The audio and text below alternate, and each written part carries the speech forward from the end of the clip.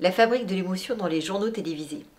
Voilà un thème qui peut paraître surprenant au départ, puisque les journaux télévisés sont censés nous informer. Mais on se rend compte qu'à l'analyse, ils servent aussi à nous émouvoir, à susciter des émotions, des réactions. Et les journaux télévisés permettent, au final, aux spectateurs d'éprouver d'intenses émotions.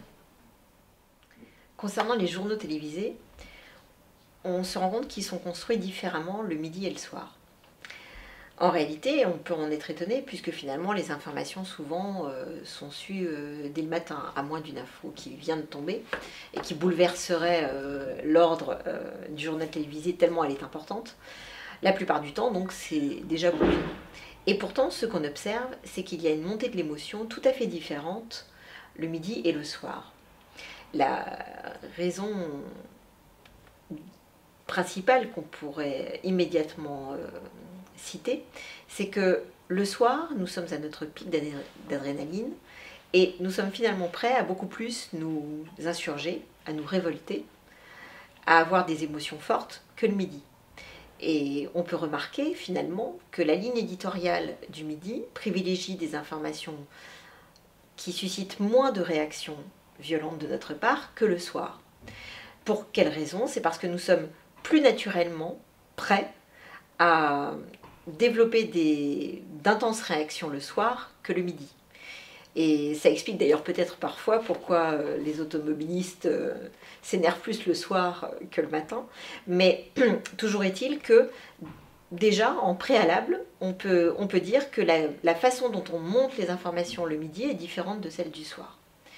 Concernant la fabrique des émotions dans le journal télévisé, ce qu'on peut observer, c'est qu'il y a bien sûr un certain nombre d'informations qui doivent être délivrées aux téléspectateurs.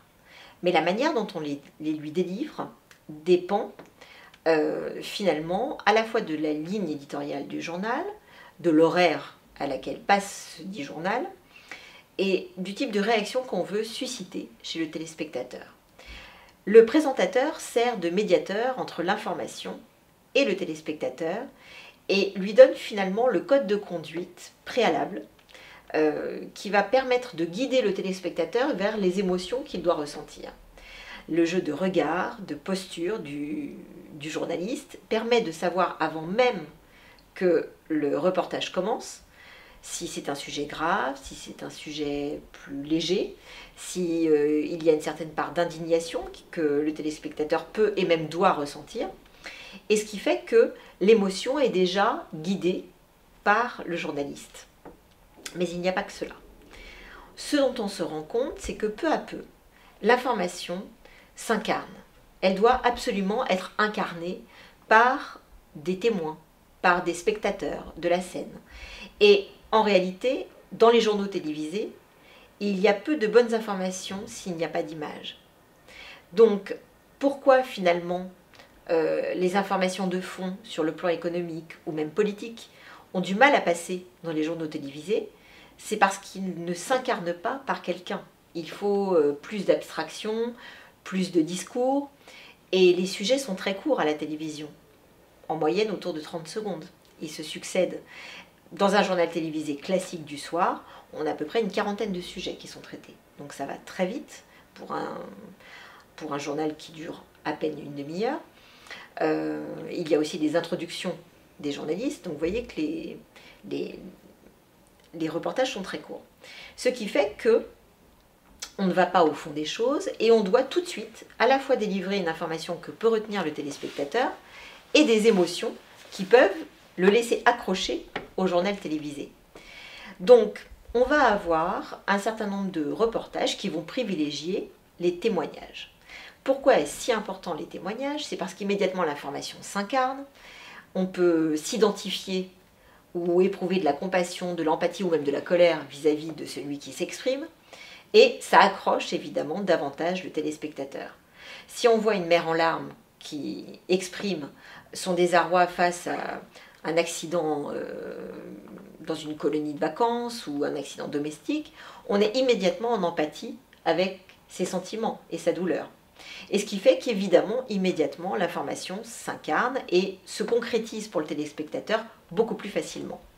Ce qui fait qu'on préférera toujours, sur un dossier par exemple comme le chômage, montrer un chômeur qui exprime son désarroi, qui exprime ses difficultés, son chemin difficile pour retrouver un emploi, plutôt qu'un dossier fouillé qui expliquerait les raisons qui font que le chômage en ce moment est de masse, qu'il y a un certain nombre de leviers économiques à utiliser et progressivement peut-être voir s'améliorer la situation du chômage.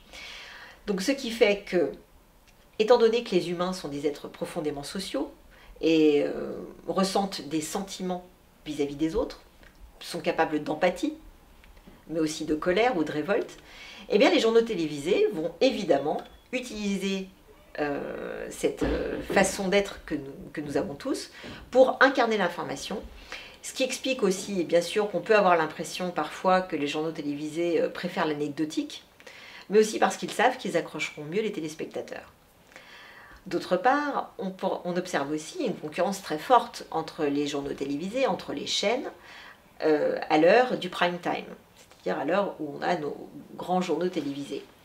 Et ce qui est intéressant, c'est que depuis par exemple l'apparition d'une série qui marche très fort sur France 3, Plus belle la vie, eh bien les journaux télévisés, qui sont en concurrence frontale avec cette série, ont transformé un peu leur ligne éditoriale et réservent des reportages où il y a beaucoup plus de récits, de narration, à partir de l'heure où ils sont en concurrence frontale avec Plus belle la vie.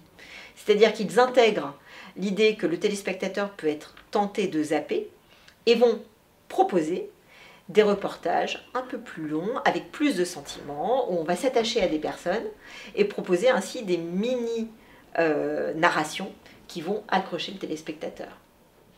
Ce qu'on peut remarquer au début des journaux télévisés, avant même qu'ils commencent, c'est bien sûr le générique. Et ce qu'on observe, c'est qu'il s'agit de génériques qui sont un peu stressants. La musique est stressante. Il y avait une démonstration remarquable pour montrer qu'un générique d'un JT particulier était en réalité la musique des Dents de la Mer, remixée, pour en fait donner aux téléspectateurs immédiatement l'impression d'une émission qui va être un peu dans l'urgence, qui va être un peu stressante, et où on va lui délivrer des informations très importantes. Donc tous les JT commencent par des musiques qui sont légèrement inquiétantes et qui accrochent le téléspectateur par l'idée d'une urgence, d'un message à délivrer. On a ensuite, bien sûr, l'annonce des grands titres. Souvent d'ailleurs, la musique n'est pas tout à fait finie. Pourquoi? Ça augmente l'impact du message médiatique, en donnant là encore l'impression qu'on va avoir affaire à des informations primordiales. Par la suite, au fur et à mesure du déroulement du journal télévisé, on va bien sûr avoir des informations importantes, et puis après une alternance avec des sujets un peu moins graves. Pour quelles raisons? D'abord parce qu'on ne peut pas garder le téléspectateur sur un pic de sentiments et d'émotions trop fort pendant si longtemps. Ça deviendrait trop désagréable à regarder alors qu'on est à l'heure du repas. Donc ce qui fait qu'il faut au départ harponner le téléspectateur avec du stress, et puis ensuite il faut varier les sujets difficiles avec des sujets un peu plus légers pour qu'ils puissent quand même ne pas avoir complètement l'appétit coupé, et puis progressivement l'amener à des sujets plus légers. Pour quelles raisons tous les journaux télévisés finissent-ils par l'actualité sportive, l'actualité culturelle, l'interview d'un acteur populaire? C'est parce que, juste après le journal télévisé, nous allons avoir les publicités. Si vous êtes trop stressé parce que tout ce que vous avez vu a été une succession d'horreurs, la tentation du téléspectateur est de se fermer complètement et de ne pas avoir envie ni de regarder les publicités, ni d'ailleurs le programme qui suit.